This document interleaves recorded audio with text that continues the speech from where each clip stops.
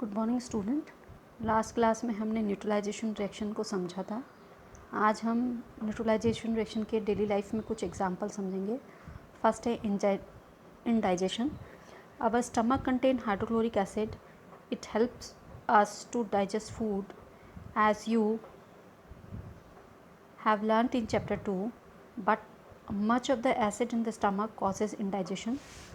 हमें पता है कि हमारे स्टमक में हाइड्रोक्लोरिक एसिड का सिक्रीशन होता है।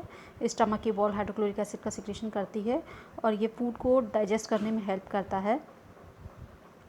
But too much of acid in the stomach causes indigestion. अगर स्टमक में बहुत ज़्यादा एसिड हो तो उससे हमें इंडाइजेशन होता है और वो पेनफुल भी होता है।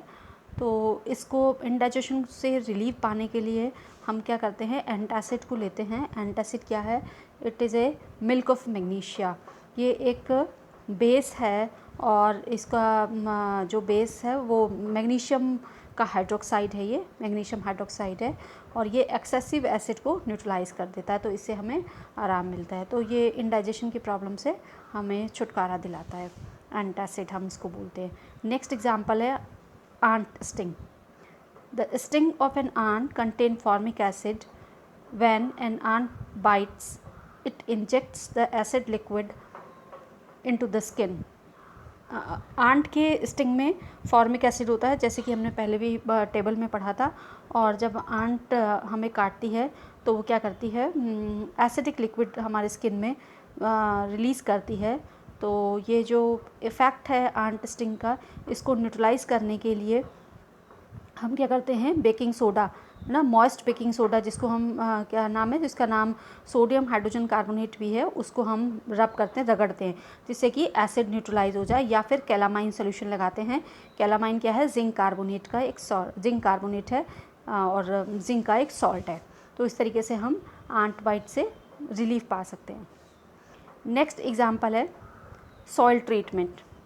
Excessive use of chemical fertilisers make soil acidic.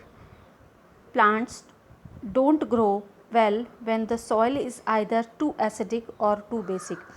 हम जब ज़्यादा केमिकल का यूज़ करते हैं, केमिकल फर्टिलाइज़र का, तो वो सॉइल को एसिडिक बना देता है। तो हम देखते हैं अगर सॉइल ज़्यादा एसिडिक है तब भी प्लांट की ग्रोथ अच्छी नहीं होती, और बेसिक है तब भी प्लांट की ग्रोथ अच्छी नहीं होती। तो हमें क्या चाहिए? न्यूट्रलाइज सॉइल चाहिए होती है। When the soil is too acidic, it is treated with bases like quicklime, calcium oxide और स्लेकेट लाइन, कैल्शियम हाइड्रोक्साइड। तो हम इसे बेस से ट्रीट कराते हैं, या तो कैल्शियम ऑक्साइड से या फिर स्लेकेट लाइन से, कैल्शियम हाइड्रोक्साइड से। If the soil is basic, organic matter is added to it. अगर सॉइल बेसिक है तो उसमें ऑर्गेनिक मैटर ऐड किए जाते हैं। Organic matter releases acid which neutralise the basic nature of the soil. तो ये ऑर्गेनिक मैटर क्या करते हैं? एसिड को रिलीज़ करते हैं, जो सॉइल की बेसिक नेचर को न्यूट्रलाइज कर देता है। तो ये सॉइल का ट्रीटमेंट हो गया। नेक्स्ट है factory waste. The waste of many factories contain acids. If they are allowed to flow into the river bodies, the acids will kill fish and other organism.